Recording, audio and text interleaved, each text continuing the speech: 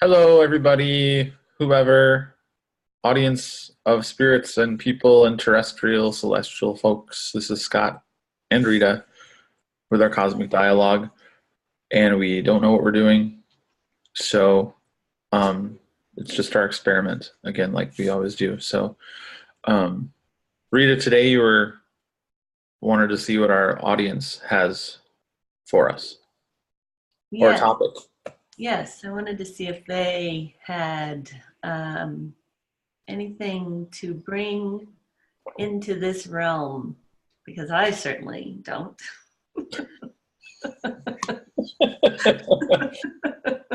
We're so new to this, we're not helping that we just don't have anything to bring forth. So Yeah, what am I going to teach? I don't know.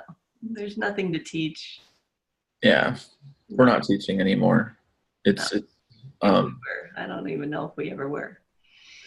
we're teaching ourselves. So I think we Yes. were teaching ourselves and we were learning ourselves and just by plugging in. So Okay, well, just give me a second here. okay.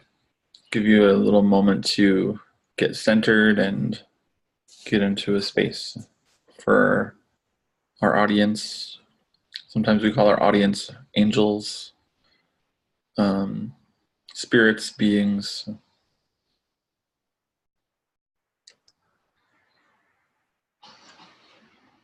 See if they have a topic for us, and we can go with that. It seems to be um, about space and resting,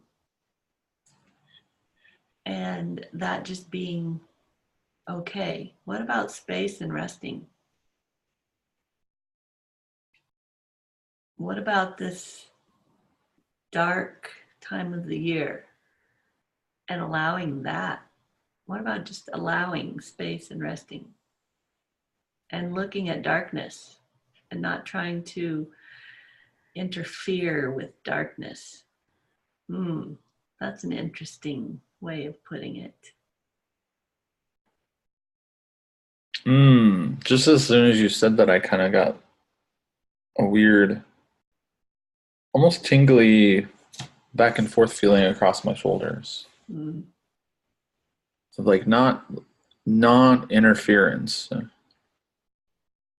in darkness, witnessing and non-interfering.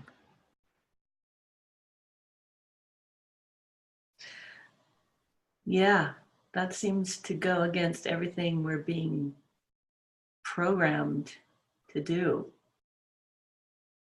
And that not interfering is actually more, well, to actually witness rather than interfere is more influential than acting against darkness.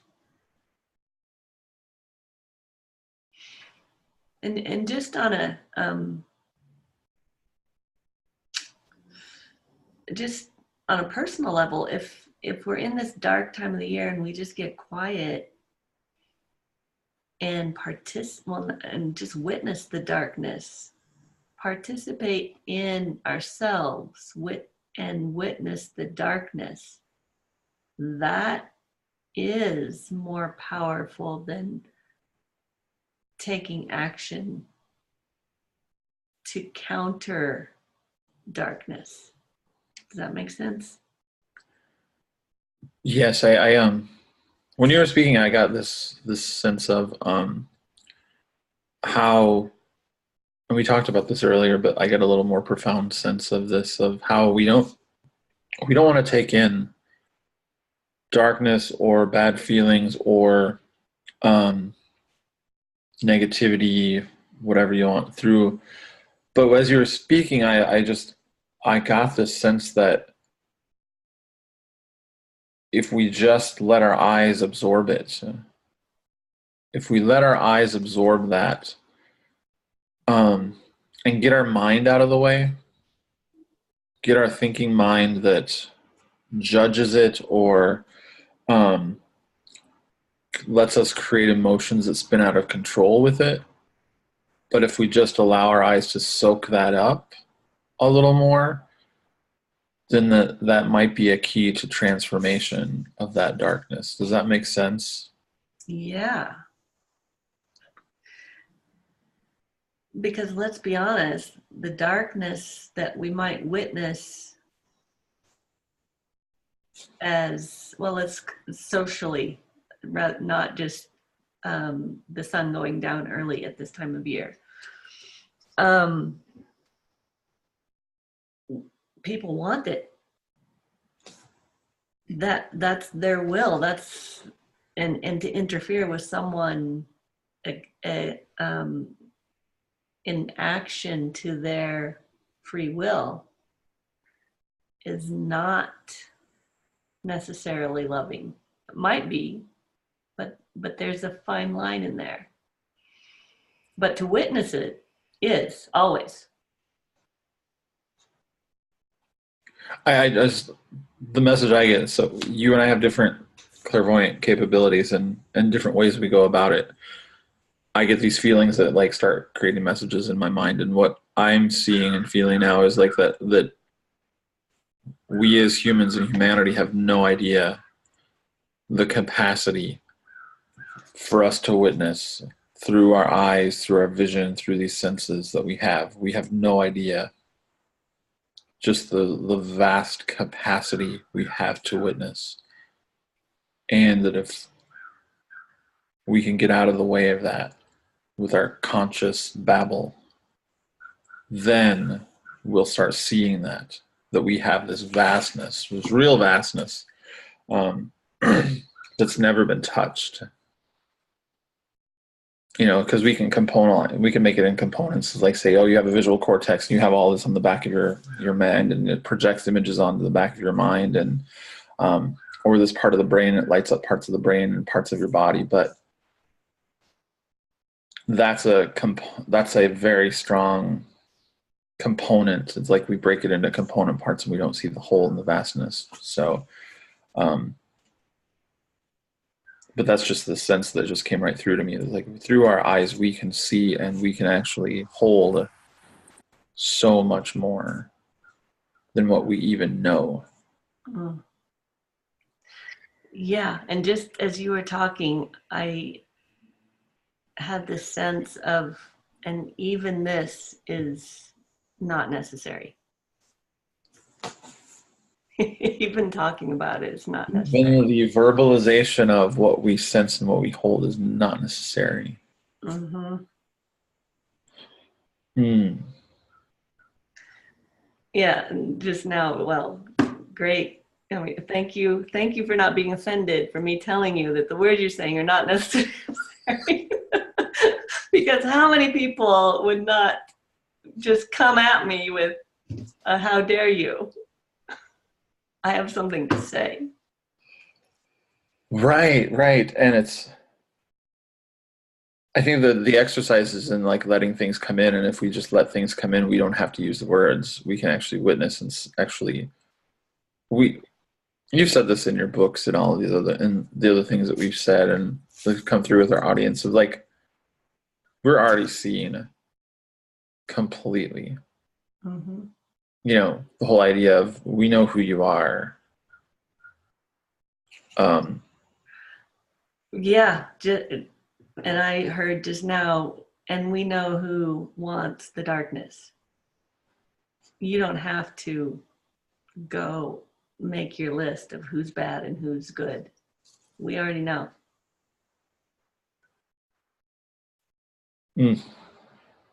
Yeah, I like, and of course, yeah, this is just me talking, but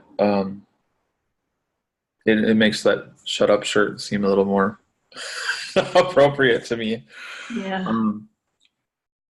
How many times do we actually like have in our friendships or in our social interactions, words have to be this validation. They have to be a validation from a limited mind, a limited vocabulary, a limited, yeah. And as I even speak it, I don't even have words, which is good. Mm-hmm. But there's an echo of the cosmos. That's a word I have right now. An echo of the cosmos through our taking in with our eyes. Hmm. That was probably the closest approximation that just came through to me, like echo of the cosmos. And by viewing this and taking in darkness and light and all of it, we basically, it maybe just like creates this. Yeah, it's a creation. It's a creation of an echo of our cosmos. And what do you mean by echo? Just explain that.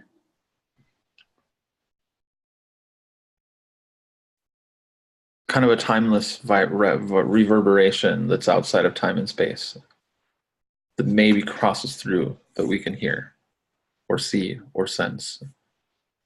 It's not happening here, but it is happening somewhere we really can't perceive it, and so all we have is the echo Hmm.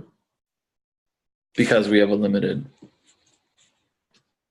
existence sense. So,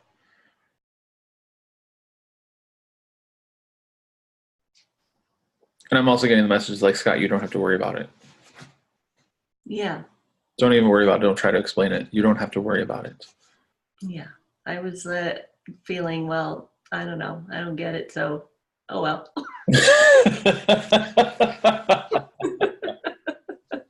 Yeah.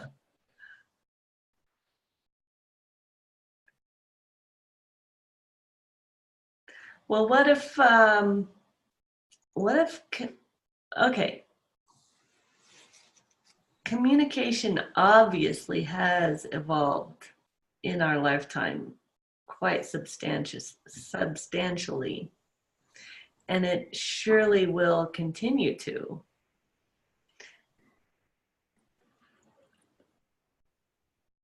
And right now we're just bombarded with words, chatter, written words, visuals. And what if there's like a tipping point to where that just turns into, that has to just sort of explode or implode, and it becomes more nonverbal, non tangible, but, well, it becomes like Extra, telepathy becoming more tangible. extrasensory. Yeah, right. Yeah. Yeah, that's a word that we don't necessarily want to dig in our conscious mind so much. This, but extrasensory. Mm-hmm. Except that it's not extra. It just is. Yes, it's extra to what we've been taught. So, Mm-hmm. so that's simply all it is. Um,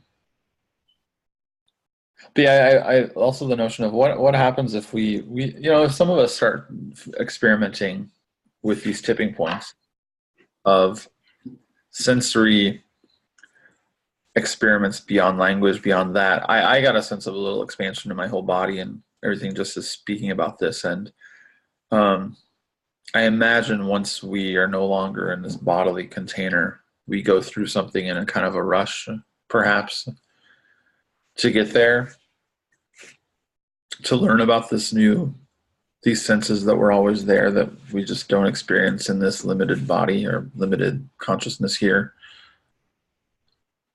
But what happens if we start I'm fascinated because now I feel like the big question for me is like, what happens if we start playing with that and we start experimenting and we actually begin while we're here on Earth in this kind of embodiment?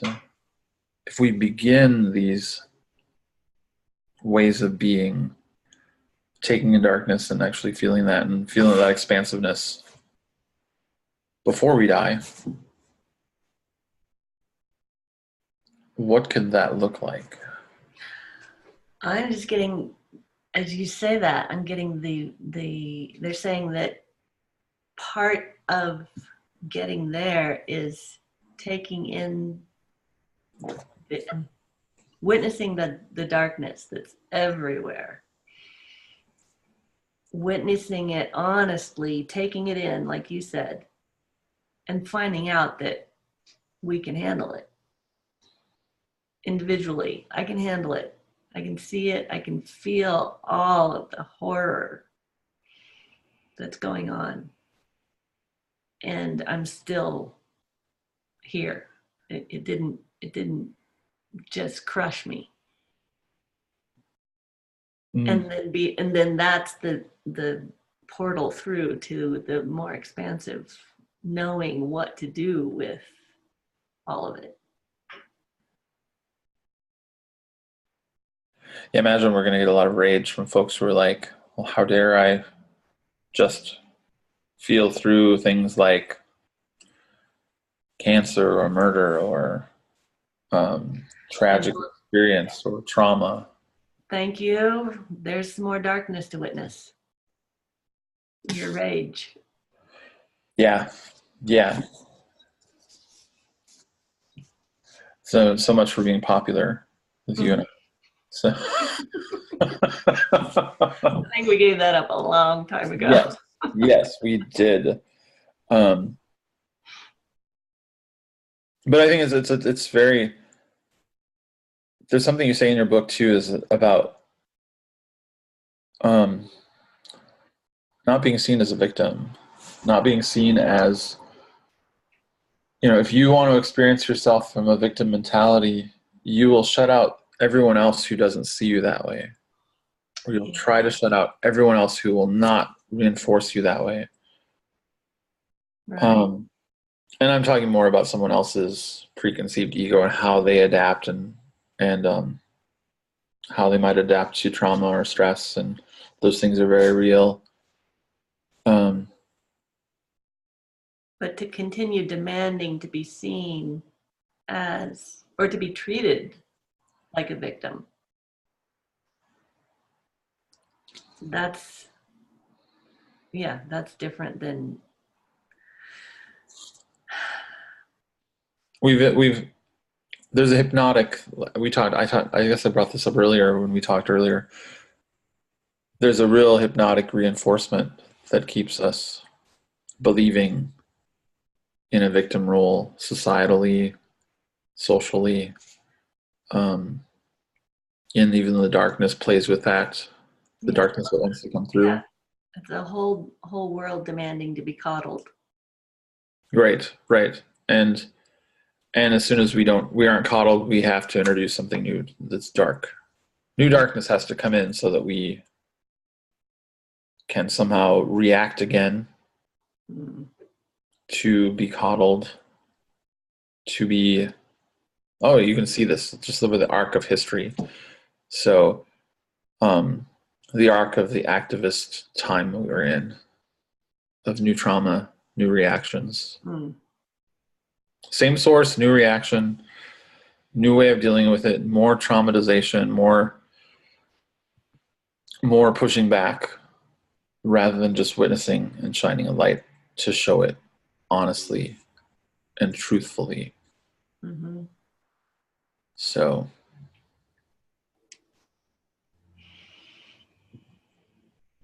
yeah, if we didn't have to like react with words and just absorbed it all and like took it in, not to like destroy us, but to hold it. Yeah, there's some sort of paradox there.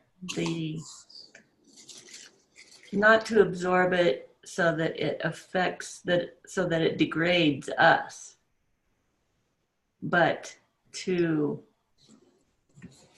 well, like the birds witness all of it, but they just go on being birds. In our homes, our pets witness all of our nastiness. They just go on, but they also absorb and are affected by it.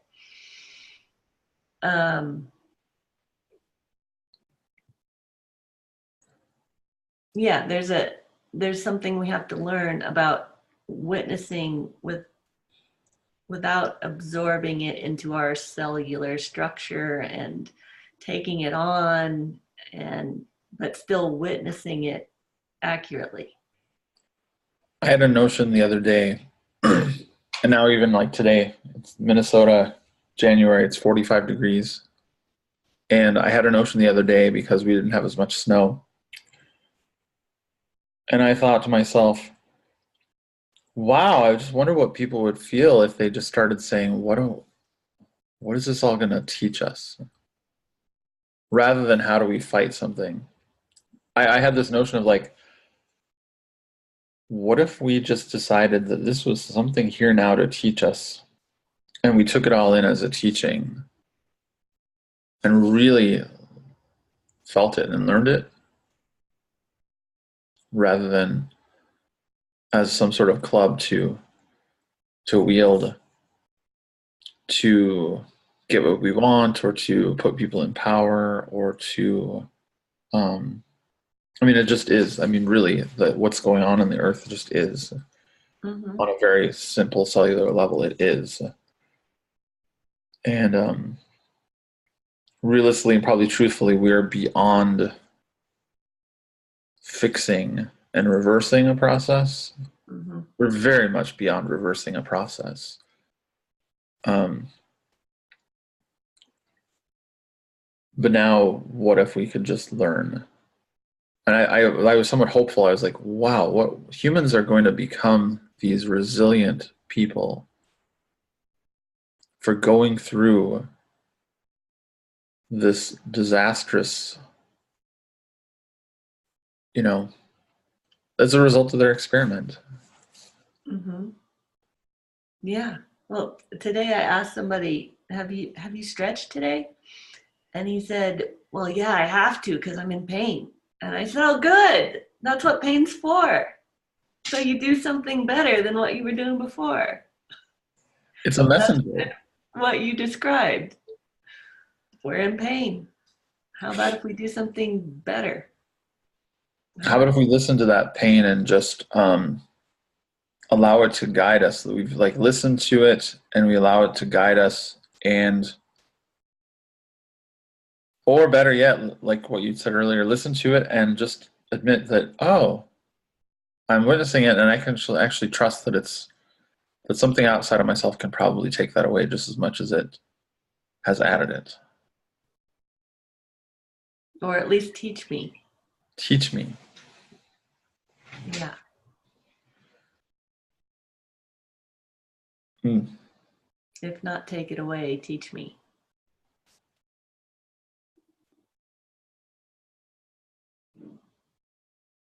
And that takes us back to the rest. And what did I say at the beginning? Space and rest. Mm-hmm.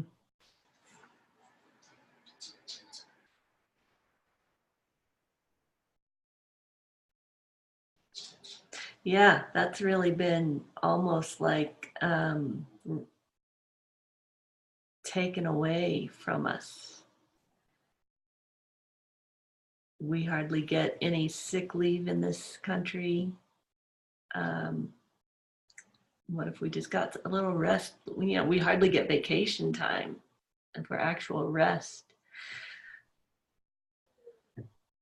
We don't get any sort of rest from media outlets, the news, the reports of the day. Mm-hmm. Um, they rely on our constant agitation. Yeah, what if we just give that back to ourselves? How's that for activism? Mm. I remember last year this time I decided to take January to February off. And in that time this whole thing started. So it's really not really a time off, but it was different, and it was.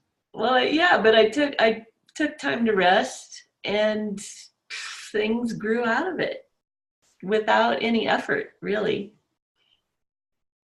Or what, yeah, action, but not effort. No, without a resistive effort, or I Needy. have to do this, or I have to need this, a driven, resistive, I have to get over something kind of effort. Mm-hmm. Um, Like, oh, that'd be cool. Let's do that. yeah, it was just like an easy, all right, why not? That kind of like lightness. Yeah. It doesn't feel like effort. It feels just like you're, yeah. And I think we've just, such a mastermind. Our whole language system has masterminded us as well into um, our communicative systems kind of keep us locked into this paradigm of effort and achievement and um, non-stop feeling reaction, trust your gut, whatever that is. Go with your heart, go with the flow. And it's all very active and it's all very, and it's crafted in our language. Yeah. What if we felt good enough about ourselves to just be? And even that's been co-opted into some sort of thing, what you just said. Just go out and be. Just go out and be, and I'm going to find the best clothes and buy the best clothes to go out and be and find the best. Show everyone that I'm just being. Yeah. Even just being is such an activist kind of thing in our own life where we are putting up our fists to just be. What if we felt good enough about ourselves to not have anybody see us? That's a big one. What if we felt good enough about ourselves and being that we didn't have to even project that out? Mm-hmm. That we didn't even have to talk about it. Yes. No one knew. Yeah.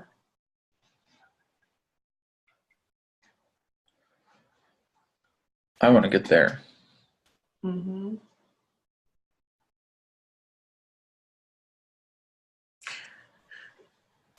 Yeah. And it's such a powerful spot that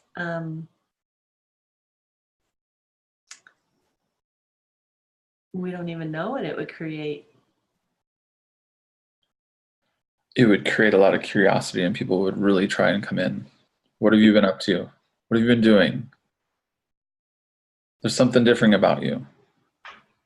There's something new. What's going on? Mm-hmm. That kind of a force. Maybe we found out what our January is. Ah, space and rest. Mm-hmm. And whatever the world wants to do with that, with us, is up to the world, I guess. And they can, yeah, that's so funny that it's such an extreme, intriguing experiment that if we got so comfortable with ourselves that we didn't have to talk about ourselves or we didn't have to um, share whatsoever,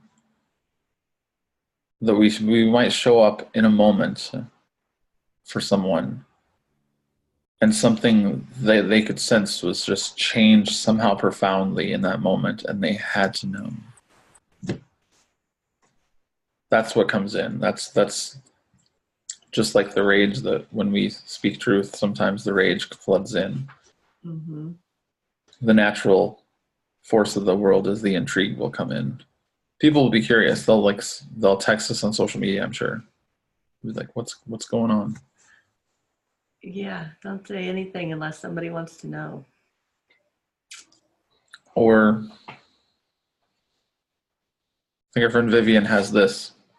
Yeah, right. Vivian, if you're watching, we love you. We're going to take this and copyright Vivian. Right. Yeah. I like it. Anything else? No, that's good. All right. Good, good. Well, I think we're just going to go and be. Yeah, great. So take care, Rita. Okay, you too.